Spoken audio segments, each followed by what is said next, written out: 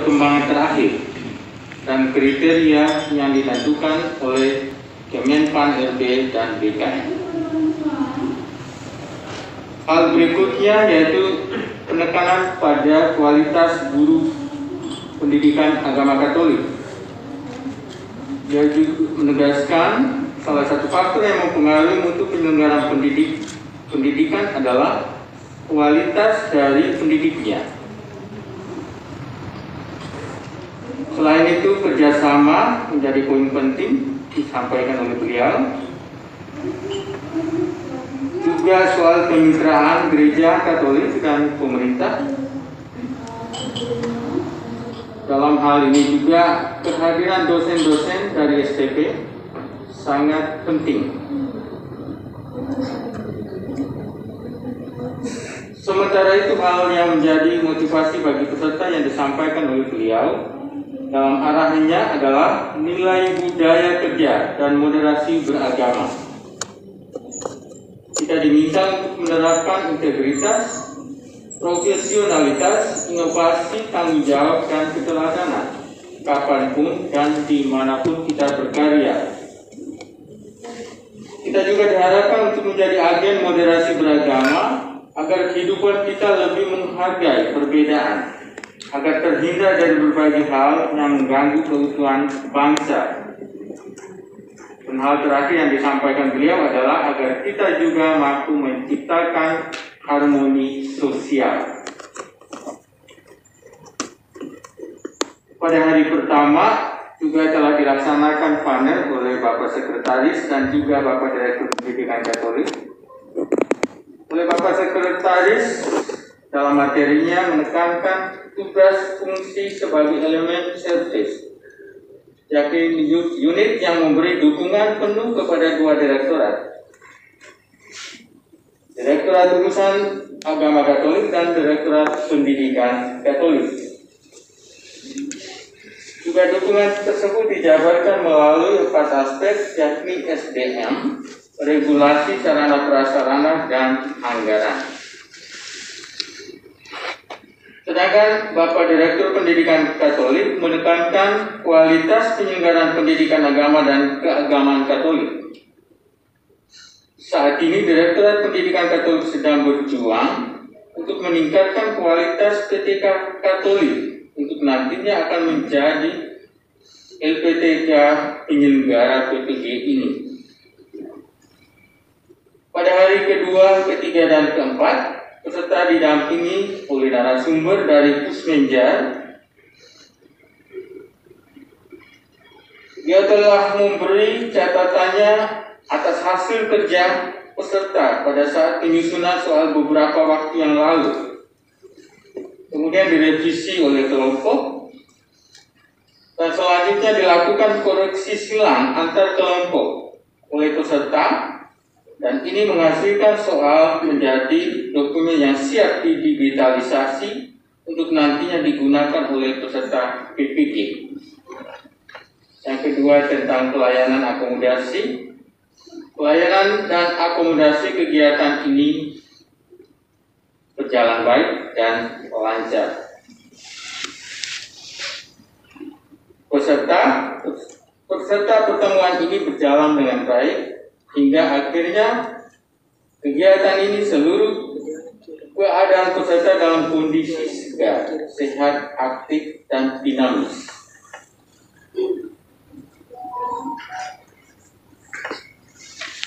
Ucapan terima kasih. Pada kesempatan ini kami mengucapkan terima kasih kepada Bapak Dirjen sendiri, Bapak Sekretaris, Bapak Direktur Pendidikan Katolik berkenan hadir dalam seluruh kegiatan ini. Kedua, ucapan terima kasih kepada Sekretaris Eksekutif Komkat Kawi yang berkenan hadir mendukung dan ikut serta dalam kegiatan ini. Ucapan terima kasih kami juga kepada seluruh peserta atas keterlibatan secara aktif dalam kegiatan ini. Bagi semua pihak serta panitia narasumber yang telah berpartisipasi, saya kasihi. supaya menyiapkan secara tertulis sambutan saya ini. Lalu saudara-saudara sekalian, Rino Vizela, Presiden Dewan Kepausan untuk Promosi Evangelisasi Baru, beliau mengatakan bahwa gereja berada di depan suatu tantangan yang besar. Tantangan ini terpusat dalam kebudayaan baru yang datang untuk berjumpa dengannya, yakni tantangan digital. Memusatkan perhatian pada satu fenomena yang diletakkan sebagai fenomena global, mewajibkan banyak orang yang memiliki tanggung jawab dan tidak dapat menunda waktu. Berbeda dari masa lampau, jika kebudayaan terbatas pada konteks geografis, kebudayaan digital memiliki satu nilai yang sedang memperdengarkan globalisasi dan menentukan perkembangannya. Sarana-sarana yang tercipta dalam 10 tahun menunjukkan suatu perubahan radikal tingkah laku yang mempengaruhi terutama pembentukan identitas global dan hubungan-hubungan antar pribadi. Kecepatan yang dengannya dimodifikasi bahasa dan dengan bahasa dimodifikasi relasi-relasi tingkah laku memungkinkan untuk memahami model baru komunikasi dan pembentukan yang tak terelakkan menyentuh juga gereja dalam dunia pendidikan yang kompleks. Dalam perputaran zaman, gereja tidak pernah melalaikan untuk memberi prioritas kepada formasio para guru, para katekis, bahwa formasio para katekis, para guru agama menuntut perhatian khusus supaya kualitas pastoral yang dianjurkan mesti dihubungkan dengan pribadi-pribadi yang melaksanakannya berhadapan dengan kompleksitas dan kebutuhan-kebutuhan zaman dalamnya kita hidup. Karya formasio dibuat sebagai suatu transformasi diri yang meresapi pesan Injil secara nyata dalam hidup, supaya pesan ini dapat menjadi cahaya dan orientasi hidupnya, misi gerejawi. Proses yang sedang terjadi pada kedalaman diri pada katekis guru agama menyentuh secara mendalam kebebasannya dan tidak dapat dipersempit hanya pada ajaran, nasihat moral atau revisi teknik-teknik pastoral. Permisi yang berguna juga untuk pengembangan potensi-potensi manusiawi. Pada tempat pertama merupakan satu karya yang bijaksana untuk keterbukaan kepada Roh Allah, yang berkat keterbukaan para pelaku dan perhatian keibuan dari komunitas membuat orang-orang terbaptis menyesuaikan dirinya dengan Yesus Kristus, dengan membentuk dalam hati mereka wajahnya sebagai putra yang diutus oleh Bapa untuk memaklumkan kepada orang-orang miskin pesan keselamatan. Bapak Dirjen dan para peserta yang saya hormati dan saya kasih, Direktorium Katekese tahun 2020 dalam nomor 136 mengatakan bahwa formasi katekis guru agama mencakup berbagai dimensi. Dimensi yang lebih dalam berhubungan dengan berada sebagai katekis guru agama yang mendahului berbuat sebagai katekis atau guru agama.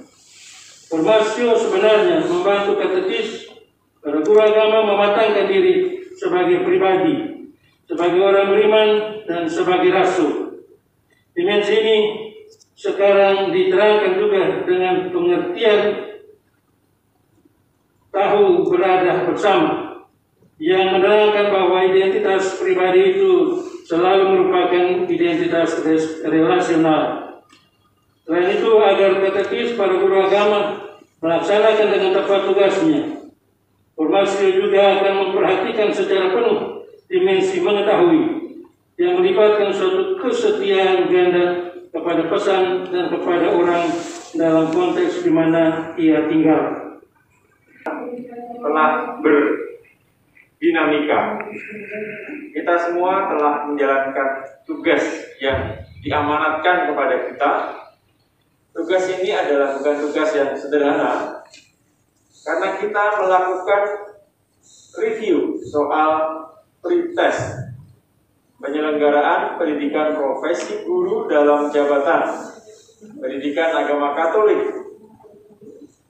Ini semua mengemban dua misi mulia.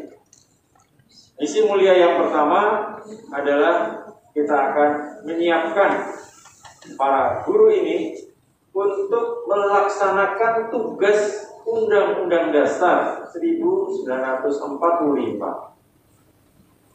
yaitu mencerdaskan kehidupan bangsa.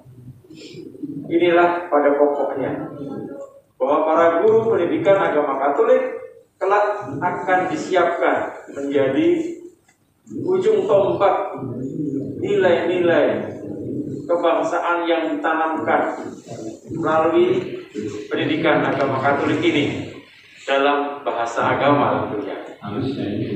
Dan ini menjadi bagian yang tidak terpisahkan dari upaya mencerdaskan kehidupan bangsa sebagaimana menjadi tujuan nasional pendidikan kita. Dari sini kita melihat bahwa para guru nantinya akan menjadi pelaku utama pembentukan karakter bangsa yang saat ini sedang terus-menerus digalakkan oleh pemerintah Republik Indonesia, khususnya Bapak Presiden Joko Widodo yang telah menetapkan bahwa peningkatan kualitas sumber daya manusia menempati urutan pertama dalam membangun peradaban bangsa Indonesia dari waktu ke waktu. Beliau sudah mencanangkan pada periodenya yang pertama dan dilanjutkan dengan periodenya yang kedua. Ini menandakan bahwa kita semua yang hadir di sini betul-betul sedang menjalankan persiapan untuk bertugas sebagai pengajar-pengajar di tempat kita ditugaskan nantinya. Meskipun kita sendiri barangkali ada yang tidak berada dalam status ujung tombak pemberdayaan masyarakat, namun kehadiran kita di sini sudah membuktikan bahwa kita semua ikut ambil bagian dalam persiapan itu. Bentuknya adalah memang baru tahapan pre-test. Pre-test ini dimaksudkan adalah untuk melihat sejauh mana para calon peserta pendidikan profesi guru nanti dalam memiliki aneka macam wawasan yang memadai untuk menjalankan tugasnya sebelum mengikuti pendidikan. Maka sekali lagi, semangat dari pretest